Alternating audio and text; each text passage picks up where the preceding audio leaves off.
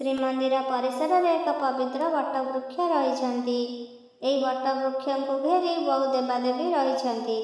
ବଟବୃକ୍ଷକୁ ଉପାସନା କଲେ ମନବାଞ୍ଛା ପୂର୍ଣ୍ଣ ହୁଏ ବୋଲି ଏହି ବୃକ୍ଷଙ୍କ ନାମ ବାଞ୍ଛା କଳ୍ପତରୁ।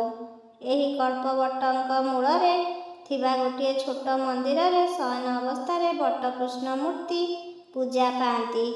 ଲୋକମତ ଅନୁସାରେ ସତ୍ୟଯୁଗରେ କଳ୍ପବଟ ସ୍ୱର୍ଗରେ ଥିଲେ, ତ୍ରେତୟା ଯୁଗରେ ରାମଚନ୍ଦ୍ରଙ୍କର ଅଯୋଧ୍ୟାରେ ଥିଲେ, ଦ୍ୱାପର ଯୁଗରେ ସତ୍ୟଭାମାପୁରରେ ଥିଲେ, କଳି ଯୁଗରେ ଲୋକମାନଙ୍କର ଦୁଃଖ ବିନାଶ ଓ ମନସ୍କାମନା ପୂରଣ ପାଇଁ ପୁରୁଷୋତ୍ତମ କ୍ଷେତ୍ରରେ ରହିଛନ୍ତି।